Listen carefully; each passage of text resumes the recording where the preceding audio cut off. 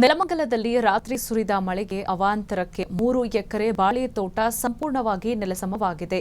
ನೆಲಮಂಗಲದ ಅಕ್ಕಿನಾಳು ಗ್ರಾಮದಲ್ಲಿ ಈ ಘಟನೆ ನಡೆದಿದ್ದು, ರೈತ ಕೃಷ್ಣಪ್ಪ ಎಂಬುವರಿಗೆ ಸೇರಿದ ಬಾಳೆ ತೋಟ 15 ಲಕ್ಷ ರೂಪಾಯಿ ವೆಚ್ಚದಲ್ಲಿ ಬೆಳೆದಿದ್ದ ಬಾಳೆ ಬೆಳೆ ಫಸಲು ಬಿಡುವ ವೇಳೆ ಬಿರುಗಾಳಿ ಬೀಸಿ ಧರೆಗೆ ಉರುಳಿದೆ. ಒಡವೆ ಅಡ ಇಟ್ಟು ಬಾಳೆ ಬೆಳೆದಿದ್ದ ರೈತ ಕೃಷ್ಣಪ್ಪ ನೆಲಮಂಗಲ ತಹಸೀಲ್ದಾರ್ ಭೇಟಿ ನೀಡಿ ಪರಿಶೀಲನೆಯನ್ನ ನಡೆಸಿದ್ದಾರೆ.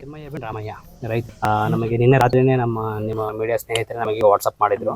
ಸೊ ಅದನ್ನ ನೋಡ್ಕೊಂಡು ನಾವು ಬೆಳಗ್ಗೆನೆ ಟೈಮ್ ಟೇಬಲ್ ಹಾಕೊಂಡಿದ್ದು. ಅಷ್ಟೊಳಗಡೆ ಶಾಸಕರು ಫೋನ್ ಮಾಡಿದ್ರು. 6 ಗಂಟೆಗೆ ಫೋನ್ ಬಂತು, ರೈತರು ಫೋನ್ ಬಂತು, ಎಲ್ಲ ಮುಖಂಡರು 4-5 ಜನ ಫೋನ್ ಮಾಡಿದ್ರು. ಈಗ ಅದಕ್ಕೆ ಸ್ಪಾಟಿಗೆ ಬಂದು ನೋಡಿದಾಗ 95% ಅಷ್ಟು ಈಗ ಅದು ಎಲ್ಲ ನಮ್ದು ಬಾಳೆ ಏನು ತುಂಬಾ ಚೆನ್ನಾಗಿ ಬಂದಿರೋ ಬಾಳೆ ಹಾಳಾಗಿ ಹೋಗಿದೆ.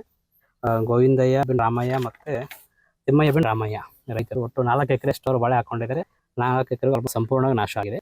ಅದಕ್ಕೆ ಈಗ ನಮ್ಮ ಹಾರ್ಟಿಕಲ್ಚರ್ ಇಲಾಖೆಯವರು ಬಂದಿದ್ದಾರೆ, ಮಾಗಡಿ ತಾಲೂಕಿನ ಬಂದಿದ್ದಾರೆ, ಮತ್ತೆ ನಮ್ಮ ನೆಲಮಂಗಲಿಂದ ಬಂದಿದ್ದಾರೆ. ಯಾಕೆ ಇಬ್ಬರು ಕರ್ಕೊಂಡಿದೆ ಅಂದ್ರೆ, ರೀಸೆಂಟ್ಲಿ ಸೋಲರ್ ಹೋಬಳಿ ನಮ್ಮ ನೆಲಮಂಗಲಕ್ಕೆ ಸೇರಿರೋದ್ರಿಂದ ನಮಗೆ ತಾಂತ್ರಿಕ ಸಮಸ್ಯೆಗಳು ಆಗಬಾರ್ದು, ತಕ್ಷಣ ರೈತರಿಗೆ ಪರಿಹಾರ ಸಿಗಬೇಕು ಆ ನಿಟ್ಟಿನಲ್ಲಿ 2 ಇಲಾಖೆ ಅಂದ್ರೆ 2 ಹಾರ್ಟಿಕಲ್ಚರ್ ತೋಟಗಾರಿಕೆ ಇಲಾಖೆ ಕರ್ಸ್ಕೊಂಡ್ ಬಂದಿದ್ದೇವೆ.